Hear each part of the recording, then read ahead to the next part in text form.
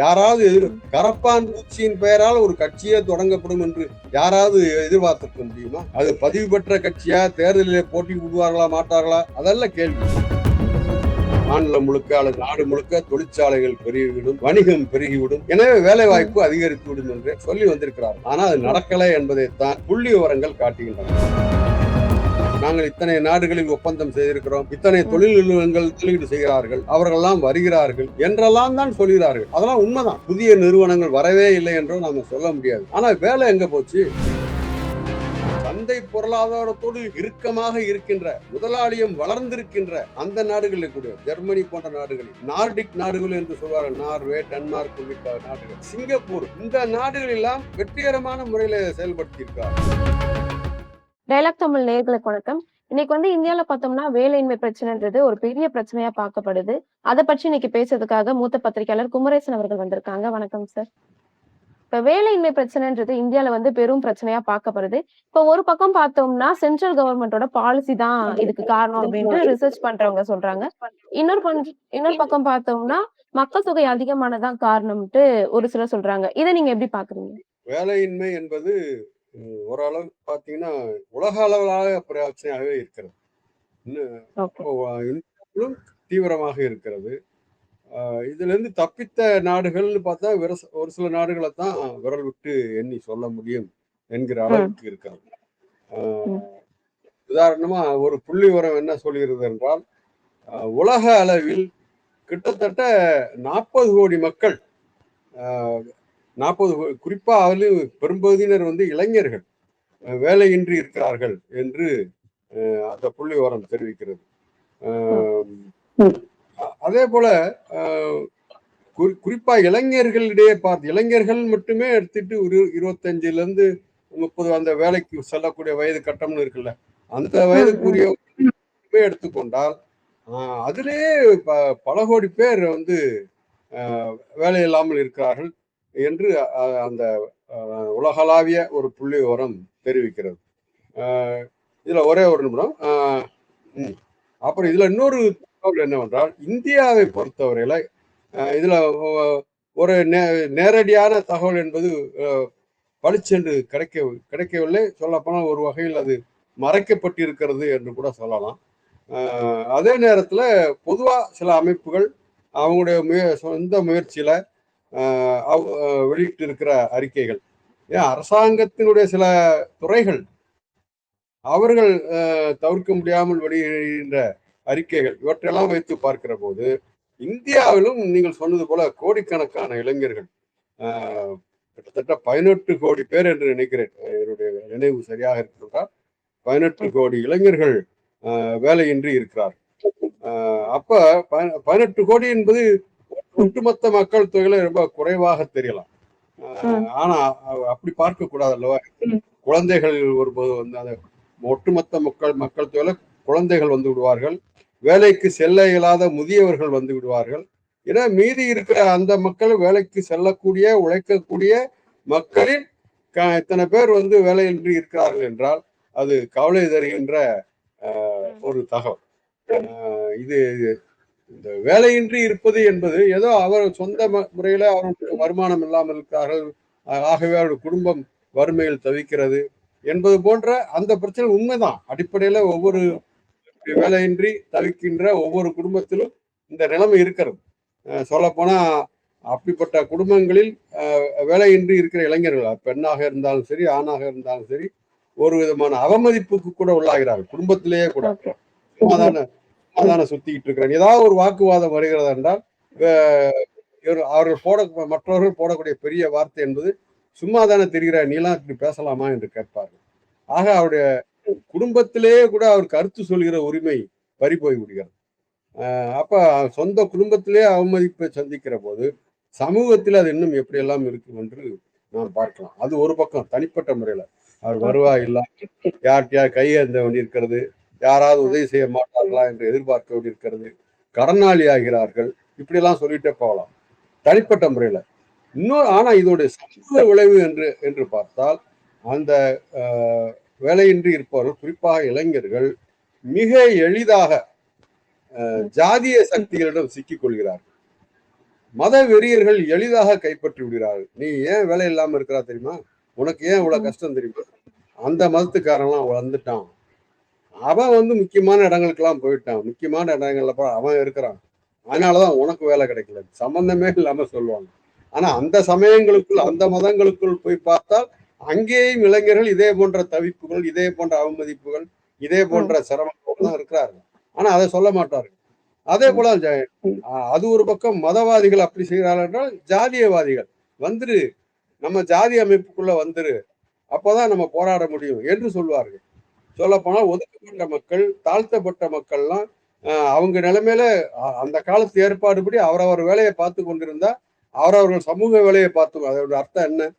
துப்புரவு தொழிலாளியாகவே இருக்க வேண்டும் பரம்பரை பரம்பரையாக. இப்ப விவசாய தொழிலாளிகள் பரம்பரையாக விவசாய தொழிலாளிகளாக இருக்க வேண்டும். வேற மாற்று தொழில்களுக்கு செல்லக்கூடாது, மாற்று கல்வி அவர்களுக்கு தேவையில்லை. அப்படி இப்படிலாம் இருந்திருந்தா என்ன ஆகும்? இன்றைக்கு எளிய கிராமத்தை சேர்ந்த உழைப்பாளிகளின் பிள்ளை மருத்துவராக முடிகிறது, பொறியியல் வல்லுநராக முடிகிறது, அறிவியலாளராக முடிகிறது. அதெல்லாம் நடக்குமா இனிமே? அப்படிலாம் இந்த பழைய ஏற்பாடுகள் இருந்தால். ஆனா அதையெல்லாம் சொல்லி ஜாதி வெறியை தூண்டிவிட்டு மற்ற பிற பகுதி மக்களிடம், குறிப்பாக ஒதுக்கப்பட்ட தாழ்த்தப்பட்ட மக்கள் மீது ஒரு பகை உணர்ச்சியை வளர்க்கப்படுகிறது. இப்படிப்பட்ட பகை உணர்ச்சி தூண்டப்படுகிற இளைஞர்கள் ஆங்காங்கே நடக்கக்கூடிய சின்ன சின்ன பிரச்சனைகள் வருகிற போது அது மோதலாக மாற்றுகிறார்கள். பார்க்கிறோம், அடிக்கடி செய்திகள் வருகிறது, ஜாதி கலவரம் வருகிறது, மத கலவரம் வருகிறது. அதுல ஈடுபடுகிறவர்கள் யார் என்று பார்த்தால் மிக அதிகமாக இளைஞர்கள். அந்த இளைஞர்களே மிக அதிகமாக இருப்பவர்கள் யார் என்று பார்த்தால் வேலையின்றி இருப்பவர்கள். அப்ப அந்த வேலையின்மை பிரச்சனை என்பது எப்படி ஒரு சமூக பிரச்சனையாக, இதை அரசாங்கம் கையாளுகிறதா இல்லையா என்று கேள்வி கேட்க வேண்டிய அளவிற்கு ஒரு அரசியல் பிரச்சனையாகவும் மாறுகிறது. இதுதான் நான் உடனடியாக வேலையின்மை என்பதை பற்றி யோசிக்கிற போது எனக்கு ஏற்படுகிற சிந்தனை. ஓகே, இப்ப வேலையின்மை பிரச்சனைன்றது இப்ப மட்டுமே இல்ல, முன்னாடி அதாவது கடந்த காலையிலுமே இருந்துச்சு. அப்ப இருந்த நிலைமைக்கும் இப்ப இருக்கிற நிலைமைக்கும் என்ன டிஃபரன்ஸ் இருக்குன்னு நினைக்கிறீங்க? நீங்க உண்மைதான். சொல்ல போன இப்ப நான் இளைஞராக சுற்றி கொண்டிருந்த காலத்திலேயே அப்போது இதே பிரச்சனை தான் இருந்தது, இளைஞர்களுக்கு வேலை கிடைக்கவில்லை என்று. அது அன்றைய ஆட்சியாளர்கள் மீதான குற்றச்சாட்டாகவும் வைத்து அரசியல் இயக்கங்கள் நடந்திருக்கின்றன. அப்படிப்பட்ட போராட்டங்களில், வேலை உரிமைக்கான போராட்டங்கள் நானும் கலந்து கொண்டிருக்கிறேன். அந்த அனுபவம்லாம் நினைவுக்கு வருகிறது இப்பொழுது உங்கள் கேள்வி.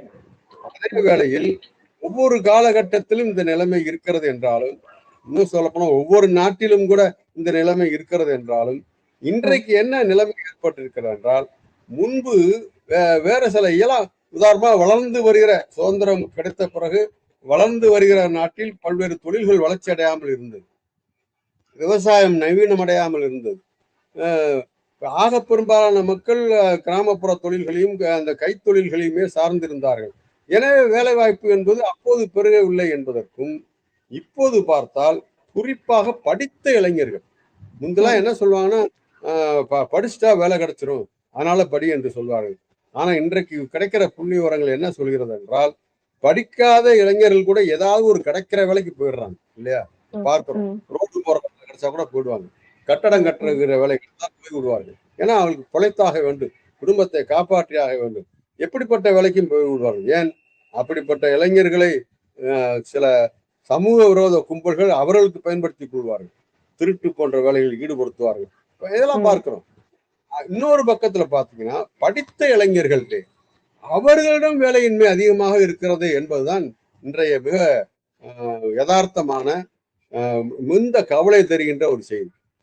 ஏனென்றால் படித்தவர்களிடம் வேலை இல்லை என்று இருப்போது அவருக்கு பல்வேறு விதமான ஆதங்கங்கள் ஏற்படும். அவர்கள் படித்திருக்கிறார்கள் என்பதாலேயே நம் படிப்புக்கு ஏற்ற வேலை கிடைக்கவில்லை, நம்முடைய தகுதிக்கு ஏற்ற வேலை கிடைக்கவில்லை என்கின்ற ஏக்கம் மனதில் ஏற்படும். ஆகவே சில பேர் சமரசம் செய்து கொண்டு டாக்டருக்கு படித்து, நீங்கள் டாக்டருக்கு படித்து விட்டு கடையிலே கணக்கு எழுதுகிறவர்கள் இருக்கிறார்கள், நான் பார்த்திருக்கிறேன் அப்படிப்பட்டவர்கள். அதெல்லாம் எதிலிருந்து வருகிறது என்றால், பெரிய தனிப்பட்ட அந்த தனியார் மருத்துவமனைகளில் கூட வேலை கிடைக்கவில்லை, அவளுக்கு உரிய பொறுப்பு கிடைக்கவில்லை என்பது. அதுபோல சட்டம் படித்து விட்டு வேறு விதமான வேலைகள் பார்க்கிறவர்கள்லாம் இருக்கிறார்கள். இப்படி தங்களுக்கேற்ற வேலை கிடைக்கவில்லை என்கின்ற ஏக்கம் அவர்களுக்கு சூழ்கிறது. படிப்படியாக நான் சொன்னேனே, இதன் காரணமாகவே அவர் விரக்தி அடைகிறார்கள், குடும்பத்தின் மீது பகைமை கொள்கிறார்கள். ஒரு ம். கட்டத்துல பார்த்தோம். குடும்பம் அவமதிக்கிறது என்று பார்த்தோம். இவர்களுக்கு ம். தங்கள் குடும்பத்தை சுமையாக கருதுகிற அந்த இப்படிலாம் இருக்கிறனால இப்படிலாம் கூட பிறந்தவங்க, அம்மா, அப்பா எல்லாம் இருக்கிறதுனால தான் நமக்கு இவ்வளவு தொல்லைகள் சேர்கிறது என்று அவர்களை வெறுக்க தொடங்குகிறார்கள். இந்த குடும்ப ஓகே. பாசம் என்பது சிதைகிறது. இல்ல இதெல்லாம் இப்ப சும்மா நான் மட்டும் சொல்லல. இப்படியெல்லாம் இன்றைய சமூக அமைப்புல இளைஞர்கள் திசை திருப்பப்படுவார்கள். அவர் மனம் சிதைக்கப்படும் என்று கார்ல் மார்க்ஸ் எழுதி வச்சிருக்கிறார். இதெல்லாம் அவருடைய நூலிலே மூலதனம் உள்ளிட்ட நூலில் போய் பார்த்தால் இந்த இன்றைக்கும் பொருந்துகின்ற சமூக உண்மைகளை அவர் எடுத்துக்காட்டி சென்றிருக்கிறார்.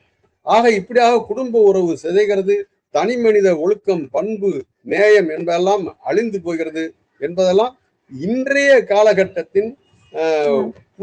புதிய வளர்ச்சி போக்குகளாக நான் சொன்னதை போல முன்பாது இயலாமை என்கிற நிலைமையிலிருந்து அந்த வேலையின்மை என்பது இருந்தது. இன்றைக்கு ஓகே. ம். அரசின் கொள்கைகள் காரணமாகவே இதுதான் கவனிக்கத்தக்கது. முக்கியமான வேறுபாடு இது.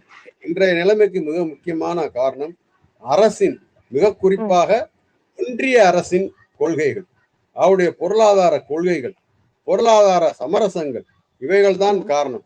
அவர்களுடைய தவறான கொள்கைகள், கார்ப்பரேட்டுகளுக்கு கதவு திறந்து விட்டால் வேலை வாய்ப்பு பெருகிவிடும் என்று அவர்கள் விதைக்கின்ற அந்த நம்பிக்கைகள், கனவுகள், கற்பனைகள், இவைகள் தான் இன்றைய வேலையின்மை நிலைமைகளுக்கு மிக முக்கியமான காரணங்களாக இருக்கின்றன. ஓகே. இப்ப நீங்க சொன்னத வச்சு பார்த்தா, இது சொசைட்டில எவ்வளவு பெரிய ஒரு பிரச்சனையா மாறப்போது.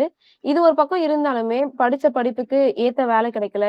படிக்கிற படிப்புக்கும், அவங்க வாங்குற சம்பளத்துக்கும் சம்மந்தம் இல்ல. இந்த மாரி இளைஞர்கள் இத எப்படி சமாளிக்க போறாங்க? இது இளைஞர்கள் எப்படி சமாளிக்கப் போகிறார்கள் என்பது ஒரு கேள்வி. இந்த ம். இளைஞர்களை நாடு எவ்வாறு சமாளிக்கப் போகிறது என்பது இன்னொரு கேள்வி. அப்படியாக இந்த கேள்வியை பிரித்துக் கொள்ளலாம். சரி, ஓகே. ம். இந்த இளைஞர்களை பொறுத்தவரையில ஒரே அடியாக நாம் அவநம்பிக்கை கொள்ள வேண்டியது இல்லை என்று நினைக்கிறேன். ஏன்னா ம். இளமைக்கே உரிய கோபம் என்று ஒன்று இருக்குல்ல. இளமைக்கே உரிய ஒரு வேகம், இளமைக்கு உரிய ஏதாவது செய்தாக வேண்டும் என்கின்ற அந்த துடிப்பு என்பது இளமையின் அடையாளமாக பார்க்கிறோம்ல. அந்த ம். அடிப்படையில் அவர் மாற்று வழிகளை தேடிக்கொண்டே இருப்பார்கள். அது நாம் விரும்புகின்ற அல்லது நான் இப்படிலாம் இருந்தா நல்லா இருக்கும்னு எனக்கு ஒரு விருப்பம் இருக்குல்ல. எதிர்காலம் இப்படி இருக்கணும், அரசியல் இப்படி இருக்கணும், சமூக அமைப்பு இப்படி இருக்கணும். இதே போன்ற எண்ணம் அவர்களுக்கு வராம இருக்கலாம். ஆனால் அவர்கள் மாற்றத்தை விரும்புவார்கள். அந்த ம். மாற்றத்தை நோக்கி நகர்வார்கள். அப்படி நகர்கிற போது தவறானவர்களின் கைகளில் சிக்கிவிடக்கூடிய அபாயமும் இருக்கிறது. இதற்கு மேல நான் விளக்க வேண்டியதில்லை. ஏன்னா ம். அவரவர் கண்ணோட்டத்தில் புரிந்து கொள்ளலாம். தவறானவர் கையில சிக்கிக் கொள்ளக்கூடிய அபாயம் இருக்கிறது. அதே வேளையில சமூகத்தை இப்படியே வைத்திருக்க முடியாது. ம். அரசியலை இப்படியே கொண்டு போய் கொண்டிருக்க முடியாது.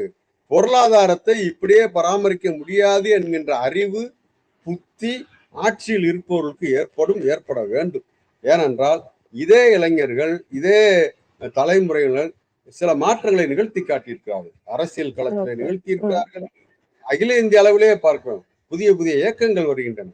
யாராவது ம். கரப்பான் பூச்சியின் பெயரால் ஒரு கட்சியே தொடங்கப்படும் என்று யாராவது எதிர்பார்த்திருக்க முடியுமா? அது பதிவு பெற்ற கட்சியா, தேர்தலிலே போட்டி விடுவார்களா மாட்டார்களா அதல்ல கேள்வி. ஆனால் இன்றைக்கு ஆட்சியில் இருப்பவர்களை கலங்க வைக்கிற அளவிற்கு என்ன இப்படி ஒரு புதிய இயக்கம் எங்கிருந்து வந்தார்கள் என்று அவர்கள் யோசிக்க வைக்கிற அளவிற்கு, சொல்ல போனால் மக்கள் இயக்கங்கள் அவர்களுக்கு ஆதரவு தெரிவிக்கிற அளவிற்கு, உங்களோடு ம். நாங்களும் இருக்கிறோம் என்று சொல்லக்கூடிய அளவிற்கு அடையாளம் பெற்றிருக்கிறார்கள் அல்லவா? இப்படிப்பட்ட மாற்றத்தையும் அதே இளைஞர்கள் தான். நாம ஓகே. எந்த இளைஞர் கவலையோடு பேசணுமோ அவர்கள் தான் கொண்டு வந்திருக்கிறார்கள். அப்படி ஒரு ம். சரியான அமைப்பு, சரியான இயக்கம் என்று உருவாகிற போது நாட்டுக்கும் சமுதாயத்திற்கும் நன்மை அளிப்பதாக முடியும். அப்படி இல்லை என்றால் நான் ஏற்கனவே சொல்வது போல தவறானவர்களின் ம். தனி மனித வழிபாடு அல்லது இந்த ஜாதி, மதம் போன்ற அந்த திசை திருப்பல் வேலைகளில் போய் சிக்கிக் கொண்டு விட்டால் சமுதாயம் பெரிய இழப்புகளை ம். சந்திக்க வேண்டியிருக்கும். நாம் பார்க்கிறோம் பல்வேறு ம். கலவரங்கள், சாதி கலவரங்கள், நான் சொன்னது போல மத கலவரங்கள், வழிபாட்டு தலங்கள் இடிக்கப்படுவது, அதன் மூலமாக மக்களிடையே மோதல்கள் தூண்டிவிடப்படுவது, இதெல்லாம் நடக்கிற போது அவற்றிலே பெரும்பாலும் ஈடுபடுகிறவர்கள் இந்த இளம் வயதினராக வேலையின்றி தவிப்பவர்களாகத்தான் இருக்கிறார்கள். எனவே அதையும் மனதில் வைத்துக் கொண்டு ம். ஆட்சியாளர்கள் அக்கறையோடு சரியான நடவடிக்கைகளை மேற்கொள்ள வேண்டும். அரசியல் இயக்கங்களும் சமூக இயக்கங்களும் அதற்காக வலுவான குரல் எழுப்ப வேண்டும். ஓகே. இப்ப நீங்க சொல்றத வச்சு பார்த்தோம்னா, இது சொசைட்டில வந்து எவ்வளவு ஒரு பெரிய பிரச்சனை ஆக்க போதுன்னு தெரியுது. ஒரு இளைஞரோட லைஃப் வந்து எப்படி பாதிக்க போதுன்னு தெரியுது.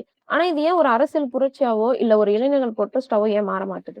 அதான் அது அது இப்ப நம்ம ஏற்கனவே நம்ம பேசுனதிலேயே அதற்கான விடயம் இருக்கிறது. ம், என்னவென்றால் ஒரு பக்கம் ஆஹ், இந்த முதலாளிய ஏற்பாடு, முதலாளிய சமூகம் என்று இன்றைக்கு சொல்கிறோமே, இதுல ஒரு ம், கவர்ச்சிகரமான ஏற்பாடு இருக்கிறது.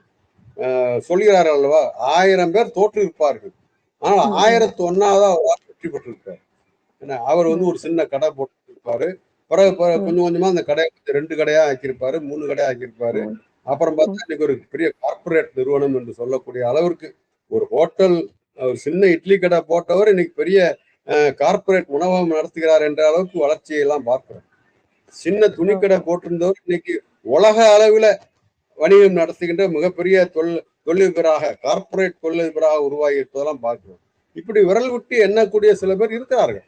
இவர்கள் ஓகே. எல்லாம் ஒரு விதமான கவர்ச்சி நட்சத்திரங்களாக இந்த எல்லா இளைஞர்களுக்கும் நாமும் இதே போல, ஏன்னா அப்படி ஒரு பழமொழி இருக்குது, உழைத்தால் ம், முன்னேறி விடலாம் அப்படின்னு. ம், அப்ப ம், இவனு உழைச்சிட்டே இருக்கிறான். ம், கண்டிப்பாக நமக்கு இதே போன்ற மாற்றம் வரும், இதே போன்ற முன்னேற்றம் ஏற்படும் என்ற கனவோடு ஓகே. அவர்கள் உழைத்துக் கொண்டே இருக்கிறார்கள். எனவே அவர்கள் வந்து இதற்கு எதிரான நீங்க சொன்ன ஏன் ப்ரொட்டஸ்ட் பண்ண மாட்டேங்கிறீங்க, அப்படிப்பட்ட ப்ரொட்டஸ்ட் இயக்கங்களில் கலந்து கொண்டால் தன்னுடைய ம், வாய்ப்பு, வளர்ச்சி தடுக்கப்பட்டு விடும், அந்த ஓகே. பாதையை திரும்பி விடும் என்று கவலைப்படுகிறார்கள். அப்படியெல்லாம் கூட ஊட்டப்படுகிறது. எனக்கே நன்றாக நினைவுக்கு, நான் இளமை பருவத்துல இப்படிப்பட்ட சில போராட்டங்களில் கலந்து கொள்ள சென்ற போது என்னுடைய ம், உறவினர்கள் சொல்லியிருக்கிறார், உனக்கு எதுக்கு இந்த வேலை, ம், ம், ம், ஒரு வேலை நீ முன்னேறதுக்கு வழியை பாரு, உன் தொழிலை இன்னும் எப்படி விரிவுபடுத்த முடியும் அதை யோசி, இதெல்லாம் போய் கலந்துகிட்டு இருக்கிறேன்னு எனக்கு சொல்லியிருக்கிறாங்க.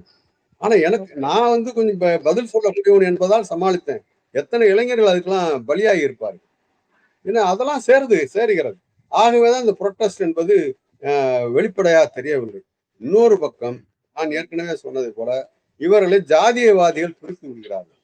என்ன, உனக்கு ஏன் வேலை கிடைக்கலனாக்கா அவனுக்கு வேலை கிடைக்கிறதுனாலதான் என்று எவனையாவது காட்டுகிறார்கள். என்ன, மற்றவர்கள் என்று இந்த மக்களை மற்றவர்களிலிருந்து பிரித்துவது, அதர்ஸ் என்று ஆங்கிலத்தில் சொல்வார்கள். நீ வேறு, அதர்ஸ் வேறு அப்படின்னு. அதாவது நீயும் மற்றவர்களும் ஒன்று அல்ல, மற்றவர்களோட நீ உயர்ந்தவன், மற்றவர்களோட நீ மதிக்கப்பட வேண்டியவன், ஆனா அவர்கள் தான் முன்னேறுகிறார்கள் என்றெல்லாம் சொல்லி ஓகே. ஒரு வெறியையும் பகையும் இருக்கிறார்கள். நான் சொன்னது போல மத விவகாரமாகவும் மாற்றப்படுகிறது. சமய நம்பிக்கை சார்ந்து அவர்கள் திசை திருப்பப்படுகிறார்கள்.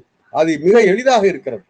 ஆட்சியில் ஓகே. இருப்பவர்களுக்கு, அதிகாரத்தில் இருப்பவர்களுக்கு மக்களுடைய அந்த இளைஞருடைய கொந்தளிப்பு என்பது ஒரு பெரிய வெடிப்பாக மாறிவிடாமல் திசை திருப்புவதற்கு இத்தகைய ஏற்பாடுகள் ஏதோ ஒரு வகையில் அவருடைய நம்பிக்கையை சொல்லி, அவருடைய பாரம்பரியத்தை சொல்லி, கலாச்சார பெருமை அது இது என்றெல்லாம் பேசி அவர்களுடைய ம், அந்த கொந்தளிப்பு என்பது மிக பெரும் ம், எதிர்ப்பு இயக்கமாக, எதிர்ப்பு வெடிப்பாக மாறிவிடாமல் திசை திருப்பவும் முடிகிறது. ஆக இதெல்லாம் ஓகே. சேர்ந்துதான் அந்த புரொட்டஸ்ட் என்பது வெளிப்படவில்லை.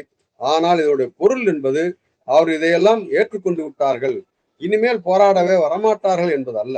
அவர்களுக்கு இந்த செய்திகள், இந்த உண்மைகள் போய் சேருகிற போது நிச்சயம் நான் சொன்னதை போன்ற அந்த இளமைக்கே உரிய துடிப்புடன், இளமைக்கே உரிய வேகம், இளமைக்கே உரிய கனவு, இளமைக்கே உரிய ம். அந்த உறுதி, இவற்றோடு அவர்களும் போராட வருவார்கள் என்று நான் நம்புகிறேன். இப்ப வேலை வாய்ப்புகள அதிகரிக்க போறோம்னு கொண்டு வந்த திட்டங்கள்லாம் என்ன ஆச்சு? இல்ல அது பெருசா வந்து ஒர்க் அவுட் ஆகலையா? இந்த பிரச்சனைக்கு ஒரு மாற்று வழி இருக்கா?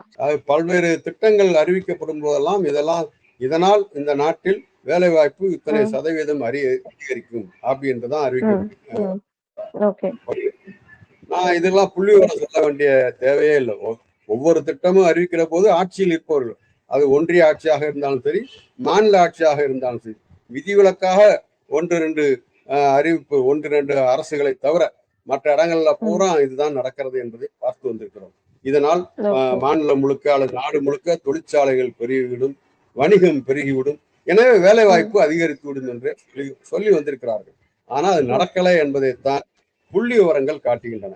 இது நம்ம யாராவது தனிப்பட்ட முறையில் கொடுக்கிற புள்ளி விவரங்கள் மட்டும் இல்லாமல், நான் சொன்னது போல அதிகாரப்பூர்வமான புள்ளி விவரங்களை கூட ஒரு அளவுக்கு மேல் உண்மையை மறைக்க முடியாமல், ஏன்னா அந்த ம். வார்த்தையை நான் சொல்றேன், 2014க்கு பிறகு ஒரு வேலை நடந்தது. 2014 தான் ஒன்றிய அரசு மாறுகிறது, ஆட்சி மாறுகிறது. ஓகே. அதுக்கு ஓகே. முன்னாடி இந்த யூபிஏ கவர்மெண்ட், ஐக்கிய முற்போக்கு கூட்டணி அரசு, அவர்கள் என்ன செய்தார்கள் என்றால் சில புள்ளி விவரங்களை மறைத்தார்கள். கிராமப்புறங்கள்ல அந்த மக்களுக்கு கிராமப்புற மக்களுக்கு தேவையான உணவு சக்தி, அந்த கலோரி என்று சொல்வார்கள், அது 2200 கலோரி இருக்கணும். அப்பதான் அவங்க ஆரோக்கியமா ஆள முடியும்னு ஒரு கணக்கு இருக்கிறது. அதை திருத்தினாங்க. ஏன்னா அவர்களால் சமாளிக்க முடியவில்லை என்கிற போது அந்த அந்த இதை கொஞ்சம் திருத்தி உண்மையை மறைப்பதற்கான வேலைகளை அப்பொழுதே தொடங்கினார்கள். பிறகு வந்த நரேந்திர மோடி அவர்களின் தலைமையிலான இந்த ஆட்சி என்ன செய்தார்கள் என்றால் அதுல மாற்றம் செய்தார்கள். மாற்றம் செய்தார் என்றால் அவர்கள் திருத்தியதை இவர்கள் மறுபடியும் திருத்தவில்லை, மாறாக அடியோடு மாற்றி விட்டார்கள். உண்மைக்கு மாறான தகவல்களை பதிவு செய்ய ஆரம்பித்தார்கள். அதைத்தான் நீ நம்ப வேண்டும் என்று பதிவேற்றி வைத்திருக்கிறார்கள். இப்படியான நிலைமையெல்லாம் இருந்துச்சு. அதெல்லாம் ஒரு ஆனால் இன்றைக்கு அவர்களே சொல்கிற அந்த விளக்கங்கள், நாங்கள் இத்தனை நாடுகளில் ஒப்பந்தம் செய்திருக்கிறோம், இத்தனை தொழில் நிறுவனங்கள் முதலீடு செய்கிறார்கள், அவர்களெல்லாம் வருகிறார்கள் என்றெல்லாம் தான் சொல்கிறார்கள். அதெல்லாம் உண்மைதான். அவள் ஒப்பந்தமே நடைபெறவில்லை என்றோ புதிய நிறுவனங்கள் வரவே இல்லை என்றோ நாம சொல்ல முடியாது. ஆனா வேலை எங்க போச்சு? வேலைகள் எங்க? எத்தனை லட்சம் எத்தனை கோடி இளைஞர்களுக்கு அது வேலை கொடுத்தது என்று பார்த்தால் ரொம்ப ரொம்ப ரொம்ப குறைந்த சதவீதமாக இருக்கிறது. ஏனென்றால் ஒரு புதிய நிறுவனம் இன்றைய உலக ஏற்பாட்டில் ஒரு வெளிநாட்டு கார்ப்பரேட் நிறுவனம் இங்கே வந்து தொழில் தொடங்குகிறது என்றால் சும்மா வரமாட்டாங்க. நவீன தொழில்நுட்பங்களோடு வருவார்கள். நவீன தொழில்நுட்பங்களோடு வருகிற போது 100 பேர் பார்க்கிற வேலையை 10 பேர் பார்த்தா போதுங்கிற ஏற்பாட்டோடு வருவார்கள். அப்படிப்பட்ட நவீன தொழில்நுட்பங்கள் இங்கே இருக்கிற ஒரு தொழிற்சாலையே அவர் விலைக்கு வாங்குவதாக வைத்துக் கொள்வோம். முதல்ல அவங்க செய்யற வேலை என்ன தெரியுமா? எந்திரங்களை பூரா நவீனப்படுத்துறது தான். ஒரு எந்திரத்துல ஒரு 10 பேர் நின்று வேலை பார்த்துட்டு இருந்த எந்திரத்துல இப்ப 4 பேர் நின்னா போதுங்கிற அளவுக்கு அதை மாற்றுவாங்க. அதற்கான நவீன தொழில்நுட்பங்கள், அதற்காக உழைக்கிற அறிவியலாளர்கள், தொழில்நுட்ப வல்லுநர்கள்லாம் இருக்கிறாங்க. அதை பயன்படுத்தி கொண்டு நவீன தொழில்நுட்பங்களோடு வருகிற இவர்கள் சொன்ன லட்சக்கணக்கான வேலை வாய்ப்பு, கோடிக்கணக்கான வேலை வாய்ப்பு என்பது தொலைதூரம் தள்ளி போய் விடுகிறது. குறைந்த வாய்ப்பு உள்ளவர்கள், குறைந்த அளவிலேயே அதற்காக வடிகட்டப்படுகிறது. அந்த குறைந்த திறன் உள்ள, குறைந்தபட்சம் அவர்கள் எதிர்பார்க்கிற அதிகமான திறமை உள்ளவர்கள் யார் வடிகட்டி எடுக்கிறார்கள். மற்றவர்களுக்கு அந்த வாய்ப்பு என்பது சுத்தமாக மறுக்கப்பட்டு விடுகிறது. ஆகவேதான் இந்த கொள்கைகள், இந்த புதிய புதிய திட்டங்கள் என்றாலாம் வந்தாலும் கூட அடிப்படையான அந்த மாற்றங்கள், அந்த வேலை வாய்ப்பு என்பது பெருகவில்லை. மாறாக சில திட்டங்கள் உண்மையிலேயே மக்களுக்கு நன்மை அளிப்பதாக பெருமளவுக்கு ஒரு அரவணைப்பாக இருந்தன. ஒரு எடுத்துக்காட்டு சொல்ல வேண்டும் என்றால், மகாத்மா காந்தி தேசிய ஊரக வேலை உறுதி சட்டம் வெறும் திட்டமாக இல்லாமல் அதை சட்டமாகவே கொண்டு வந்தது.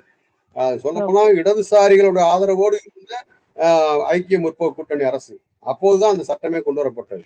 அப்புறம் பேரு தான் பிறகு தேசிய ஊரக என்பதில் மகாத்மா காந்தி என்பதையும் சேர்த்தார்கள். ஏனென்றால் ஊரக பகுதியுடைய முன்னேற்றங்கள் குறித்து அவர் கனவு கண்டவர், அது குறித்து நிறைய பேசி வந்தவர் என்பதால் அவருடைய பெயரோடு இணைத்து சொல்லப்பட்டது.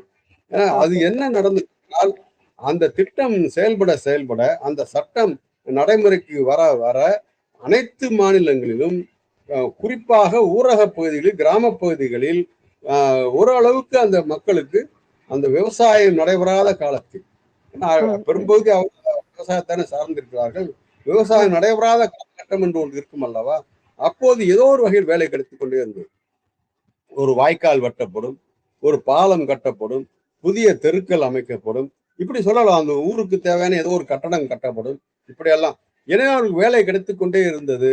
ஆகவே ஒரு பக்கம் அவர்களுக்கு அந்த குடும்பத்தை பராமரிக்க முடிந்தது. அதை விட மிக முக்கியமாக புள்ளி விவரங்கள் அதை தெளிவாக தெரிவித்திருக்கின்றன. ஆராய்ச்சியாளர்களை சுட்டி காட்டியிருக்கிறார்கள். கிராம பகுதியிலிருந்து வேலைக்காக நகரங்களுக்கு புலம்பெயர்வார்கள் அல்லவா? அந்த புலம்பெயர்தல் வெகுவாக குறைந்தது. ஆனால் அடிப்படை அதான் ஆரோக்கியமான மாற்றங்கள். இன்னொரு பக்கம் காலத்துல என்ன நடந்துச்சு? அதற்கான நிதி ஒதுக்கீடுகள் வெட்டப்பட்டன. இன்றைக்கு அவர் திட்டத்தையே பேரையே மாற்றி விட்டார்கள். இதெல்லாம் எப்படிப்பட்ட விளைவுகள் ஏற்படும்? ஏற்கனவே பார்க்கணும், பல பிற மாநிலங்களிலிருந்து இன்னொரு மாநிலத்துக்கு வேலை தேடி செல்கின்ற இளைஞர்கள் இன்னும் அந்த எண்ணிக்கை அதிகரிக்கும். அப்படி போகிற இடத்துல ஏற்படக்கூடிய பிரச்சனைகள், அப்படி போகிற இடத்தில் சந்திக்கக்கூடிய மோதல், இப்படியெல்லாம் கூட இருக்கிறது. ஆக இந்த நிலைமை என்பது இப்ப இந்த இந்த திட்டங்கள் ஏன் தோல்வி அடைந்தன என்பது அந்த கொள்கை சார்ந்த விஷயமாகவும் இருக்கிறது. இதுல இது இப்படியே தான் இருக்குமா, இதை மாற்றவே கிடையாதா என்றால் நிச்சயமாக மாற்றம் இருக்காது. பொருளாதார அறிஞர் பிரபாத் பட்நாயக் போன்றவர்கள் அதை திட்டவட்டமாக சொல்லியிருக்கிறார்கள். இரண்டு விதமான வழிமுறைகளை கையாள்வதன் மூலம் இதை வெற்றிகரமாக கையாள முடியும் என்று அவர்கள் செயல்படுத்தி அவர்கள் வாதிட்டு அது ஆதாரபூர்வமாக அதை நிறுவி இருக்கிறார்கள். என்னவென்றால், ஒன்று 2 விதமான திட்டம் என்கிற போது, ஒன்று வரி விதிப்பு. இப்பொழுது வரி விதிப்பு நாம வாங்குற கடையில் இப்ப வாங்குற எல்லா பொருளுக்கும் வரி இருப்பது நமக்கு தெரியும். ஆக எளிய மக்கள் வரி விதிக்கப்படுகிறது. அவர்கள் சொல்கிறார்கள், பணக்காரர்கள் மீது வரி விதியுங்கள், கார்பரேட்டுகள் மீது அவருடைய தொழிலுக்கு வரி விதிக்கப்படுகிற வரி மட்டுமல்ல, அவருடைய சொத்துகளுக்கு வரி விதிக்க வேண்டும், அவருடைய வருமானத்துக்கு வரி விதிக்க வேண்டும். அதெல்லாம் குறைந்த அளவுக்கு வரி விதித்தால் கூட அரசாங்கத்துக்கு எவ்வளவு பெரிய செல்வம் வரும் என்பதை கூட அவர்கள் புள்ளி வரம் கொடுத்திருக்கிறார்கள். அதை செய்தால் அளவுக்கு அரசாங்கத்திற்கு மக்களிடம் வரி விதிக்காமலே, விலைவாசியை உயர்த்தாமலே தனக்கு வேண்டிய நிதியை அரசாங்கம் திரட்ட முடியும். அது ஒரு வழி. இரண்டாவது, இப்படி பெரிய அளவில் கார்பரேட்டில் ஊக்கமளித்து அவர்கள் சுற்றி வளைத்து அவர்கள் வேலை வாய்ப்புகளை உருவாக்குவார்கள் என்ற கனவு திட்டங்களை விதைத்துக் கொண்டிருக்கிறாமல், இளைஞர்களுக்கு, குறிப்பாக இளைஞர்களுக்கு உடனடி வாய்ப்புகளை உருவாக்கி கொடுக்க வேண்டும். அப்படி அரசாங்கம் சந்தையிலே முதலீடு செய்ய வேண்டும் என்பதான் அர்த்தம். அதனுடைய அர்த்தம் என்ன? அரசாங்கம் தன்னுடைய சொந்த தொழில்களை தொடங்க வேண்டும் என்று வைத்துக் கொள்ளலாம். அரசாங்கத்தின் பல திட்டங்கள் தனியாரிடம் விடப்படுகின்றன. அதற்கு முற்றுப்புள்ளி வைத்து அரசாங்கமே அந்த திட்டங்களை நேரடியாக செயல்படுத்தலாம். அதன் மூலமாக இளைஞர்களுக்கு கூடுதல் வேலை வாய்ப்புகள் கிடைக்கும். இப்படியான அணுகுமுறைகள் தேவை. சொல்ல போனால் தேவையான காலகட்டத்தில் அந்த குறிப்பிட்ட வேலை என்பதை அடிப்படை உரிமை என்று அறிவித்து, இன்னும் அறிவிக்கப்படாது, அதுக்கான போராட்டங்கள் குரல்கள் தான் அடிப்படை உரிமை என்று அறிவித்து விட்டால் என்ன நடக்கும் என்றால், குறிப்பிட்ட வயதிற்கு மேல் குறிப்பிட்ட படிப்பை படித்து முடித்தவர்களுக்கு குறிப்பிட்ட ஆண்டுகளுக்கு வேலை கிடைக்கவில்லை என்றால் அது வரைக்கும் உதவித்தொகையை கொடுக்க வேண்டியது அரசாங்கத்தின் கடமையாகிவிடும். அந்த கடமையை நிறைவேற்றுகிற போது அந்த இளைஞர்களுக்கு ஏதோ ஒரு வகையில் தாங்கள் படித்ததற்கு ஏதோ ஒரு மரியாதை கிடைக்கிறது என்கிற எண்ணத்தோடு அவர் நான் சொன்னதை போன்ற அந்த திசை திருப்பும் சக்திகளின் கையில் சிக்கிவிடாமல் இருப்பார்கள். ஏதோ ஒரு வகையில் அவர்கள் ஆக்கப்பூர்வமாக இந்த சமுதாயத்திற்கு பங்களிப்பவர்களாக இருப்பார்கள். இப்படிப்பட்ட அணுகுமுறைகள், இதற்கான கொள்கை முடிவுகள் மேல தேவை. இந்த தேவை. ஆட்சியாளரிடம் இந்த கண்ணோட்டம் இருக்கிறதா என்ற கேள்வியைத்தான் வலுவாக கேட்க வேண்டியிருக்கிறது. ஏனென்றால் இந்த இடத்துல ஒன்றை நான் பதிவு செய்ய விரும்புகின்றேன். என்னவென்றால், இதை வெறும் கனவாக அல்லது வெறும் கற்பனையாக நாம் பேசவில்லை. இதை நடைமுறைப்படுத்தியிருக்கின்ற நாடுகள், வெற்றிகரமாக நடைமுறைப்படுத்தி காட்டியிருக்கிற நாடுகள் இருக்கின்றன. நான் சோசியலிச நாடுகளை சோசியலிச நாடுகளில் இவை செயல்படுத்தப்படுவதில் வியப்பில்லை. ஏன்னா அடிப்படை கொள்கையை அவர்களுக்கு அங்கிருந்தான் தொடங்குகிறது. எனவே அதுல வியப்பில்லை. இந்த சந்தை பொருளாதாரத்தோடு இறுக்கமாக இருக்கின்ற, முதலாளியம் வளர்ந்திருக்கின்ற அந்த நாடுகளில் கூட, ஜெர்மனி போன்ற நாடுகளில், நார்டிக் நாடுகள் என்று சொல்வார்கள், நார்வே, டென்மார்க் உள்ளிட்ட நாடுகள், இந்த நாடுகள், ஏன் இங்க சிங்கப்பூர், இந்த நாடுகள் எல்லாம் வெற்றிகரமான முறையில செயல்படுத்தி இருக்கிறார்கள். அங்கே அது எப்படி வெற்றிகரமாக மாறியது என்பதை சென்று ஆராய்ந்து வரட்டும். கொஞ்சம் போக்குவரத்து செலவு ஆகும், கொஞ்சம் அந்த சுற்றுலா மாதிரி போயிட்டு வரட்டும், சம்பந்தப்பட்டவர்கள் போய் வரட்டும், அதை கற்றுக்கொண்டு வரட்டும். அவற்றிலிருந்து இந்த நாட்டிற்கு ஏற்ற வழிமுறையை அவர்கள் தீர்மானிக்கட்டும். உதாரணமாக இந்த நாடுகளில் எப்படிப்பட்ட நடைமுறைகள் இருக்கிறது என்றால், நான் சொன்னப்போ அந்த நாடுகளில் எப்படிப்பட்ட, ஒவ்வொரு நாடாக சொல்லிக் கொண்டிருந்தால் நேரமாகிவிடும், தேடி தேடி படித்துக் கொள்ள முடியும், தெரிந்து கொள்ள முடியும். நான் சுருக்கமா சொல்றேன், அந்த நாடுகளில் அந்த இளைஞர்களுக்கு வேலை கிடைக்கும் வரையில் அந்த உதவித்தொகை என்பது உறுதிப்படுத்தப்பட்டிருக்கிறது. அதே போல சில நாடுகளில் எப்படிப்பட்ட ஏற்பாடு இருக்கிறது என்றால், சந்தை நெருக்கடி என்று வருகிற போது நிர்வாகங்கள் பல பேரை வேலையை விட்டு தள்ளுவாங்க, நமக்கு தெரியும், வேலையை விட்டு நிற்பார்கள். அதற்கு அந்த நாடுகளில் தடை கிடையாது. ஏனென்றால் அந்த தொழில் நிறுவனம் பிழைக்க வேண்டும்ல, அப்ப எனவே அதற்கு அனுமதிக்கிறார்கள். ஆனால் அப்படி வெளியேற்றப்படும் தொழிலாளிகளுக்கு குறிப்பிட்ட காலம் வரைக்கும் அரசாங்கம் அவர் ஊதியத்தில் 70% வரைக்கும் கொடுத்து விடுகிறது, தன்னுடைய பொறுப்பாக அரசாங்கம். அதே போல வேலை அப்ப ஒரு குறிப்பிட்ட ஒரு அளவுக்கு மேல அந்த சுமையை ஏற்க முடியாது என்பதால் அரசாங்கத்துக்கு இன்னொரு கட்டாயம் ஏற்பட்டு விடுகிறது. அவர்களுக்கு வேலை கொடுத்தாக வேண்டும். ஆக அதற்கான ஏற்பாடுகள் இருக்கின்றன. அந்த இளைஞர்களுக்கு எங்கெல்லாம் வேறு எங்கே வேலை வாய்ப்புகள் இருக்கின்றன என்று அதற்கான தகவல் தெரிவிப்பது, அதற்கான இணைப்புகளை ஏற்படுத்தி கொடுப்பது என்று மிக முக்கியமாக இன்னொன்றும் சிங்கப்பூர்ல வெற்றிகரமாக செயல்படுத்துகிறார். என்னவென்றால் அந்த தொழிலாளர்கள் இவர்களுக்கெல்லாம் அந்த வெறும் தொழில் பயிற்சி விடுவதில்லை. புதிய நவீன தொழில்நுட்பங்கள் வருகிற போது அந்த தொழில்நுட்பங்களை கொடுப்பதற்கான ஏற்பாடும் இருக்கிறது. அப்ப அவர்கள் ஒருவேளை வேலை இழக்க வேண்டிய நிலைமை ஏற்படுகிறது என்றால் அவர்கள் சும்மா இருக்க வேண்டியதில்லை. அவர்கள் கற்றுக்கொண்ட அந்த புதிய திறமையை வைத்து இன்னொரு நிறுவனத்தில் இணைந்து கொள்ள முடியும். ஏன்னா திறமைசாலியாகவும் ஏற்கனவே அனுபவம் உள்ளவர்களாகவும் இருக்கிற போது அந்த நிறுவனங்கள் அவர்கள் வேலைக்கு எடுத்துக்கொள்ளும் என்பதை நாம் புரிந்து கொள்ளலாம். இப்படியான மாற்று ஏற்பாடுகள் பல செய்யப்பட்டிருக்கின்றன.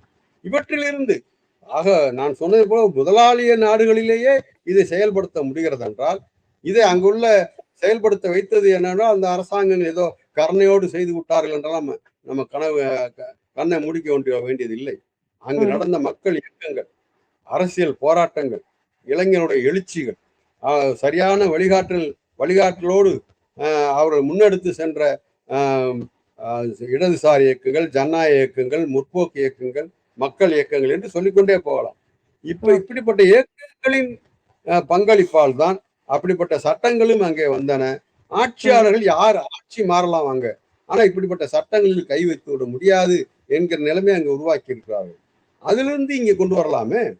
வெளிநாட்டுல இருந்து இங்க என்னென்னமோ முதலீடு வருது, வெளிநாட்டுல இருந்து உணவு வருகிறது, வெளிநாட்டுல இருந்து நுகர்பொருள்கள்லாம் வருகின்றன. இப்படிப்பட்ட நல்ல ஏற்பாடுகள் வரலாமே.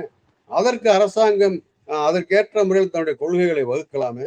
அப்படியெல்லாம் செய்தால் இந்திய மண்ணிலும் வேலையின்மை என்பது மிக குறைந்த அளவு, ஏன்னா ஒரேடியாக ஒழித்து விடும் என்று நாம் சொல்ல முடியாது, ஆனால் மிக குறைவாக. இப்படியெல்லாம் இளைஞர்கள் திசை திருப்பப்படுவார்கள் என்று நாம் கவலை கொள்கிறோமே, அந்த கவலைக்கு தேவையில்லை என்கிற நிலைமைக்கு நாம் இந்த நாட்டை, இந்த சமுதாயத்தை கொண்டு செல்ல முடியும் என்று நான் நம்புகிறேன். அதற்கான கொள்கையை வகுக்கும் வகையில மக்கள் இயக்கங்கள் தங்கள் குரலை வலுவாக ஒலிக்க வேண்டும் என்றும் நான் எதிர்பார்க்கிறேன். கருத்திற்கும் நேரத்திற்கும் நல்லது.